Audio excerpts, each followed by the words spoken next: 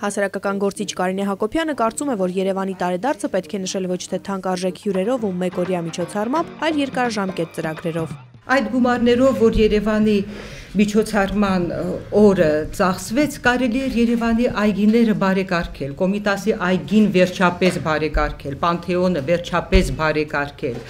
Էրեբունի թանգարանը կարգի բերել։ Երևանի ավականու անդամ Լևոնի Գիթյանը համաձայն չէ, այդ այգիներն անկախ ամեն ինչից բարեկարգվում են, իսկ Էրեբունի Երևան տոնակատարության համար ծախսերի նպատակահարմարությունը քննարկել են նաև ավականու նիստին, պետական բյուջեին այն վնաս չի հասցրել։ Այդ մեծ ծախսերը անում են անհատ մարդիկ։ Ինչ տարբերություն։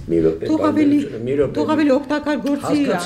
ուղղություն տալու խնդիրը կա։ Մի վարքյա, մի ընդհատեք։ Գիտեք, այն որ ասում են մի չխայնացրեք էլի։ Այդ մարդկանց, որոնք իրենց փողն են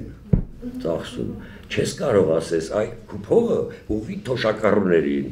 Ով վճարում է, նա էլ պատվիրում է երաժշտությունը, դա նաև երևանցիների սրտով է։ Մեր փոքրիկ հարցախույզը ցույց տվեց, որ հարցվածների միայն 2%-ն է կարծում, թե մասսայական միջոցառումների վրա ծախսվող գումարները պետք է տնտեսել ու ավելի արդյունավետ օգտագործել։ Մյուսների համար Երևանում ցանկացած տոն ավելի ուրախ է դարձնում կյանքը։ Բա մեր ժողովրդի համար ուրախանան լավ է, ինչի՞ չէ որ։ Դրական եմ վերաբերում, որովհետև դա ընդհանրապես ուրախություն է բերում մարդկանց ու հաճելի զգացողություններ։ Կարծում եմ անհարկի գումարի վարտումը ավելի շատ ավելի ուրիշ բաների վրա կարող էին ծախսել, անապահով լիքը ընտանիքներ կան, որոնք տնից չեն կարողանում տրանսպորտի փոխ տային, որ դուրս գային մասնակցեն այդ ճոխությանը։ Թող ծախսեն, եթե հնարավորություն կա, թող ծախսեն։ Միշտ չերևա, որ մենք շատ նեղն ենք ապրում, դժվար է մեզ, թող ծախսեն։ Գոնե ինչ-որ այդ պահով ինչ-որ ուրախություն տենան։ Թող դրանք տան անապահով ընտանիքներին։ Խալխերը ինչեր են անում, մեզ մի հատ նշում են օրը, ինչ ա եղել։ Շատ ցանկալի է։ Այդ օրը շատ պետք է լինի։ Կիրովականիններ, Լենինականիններ, թող նշեն, ինչ կա։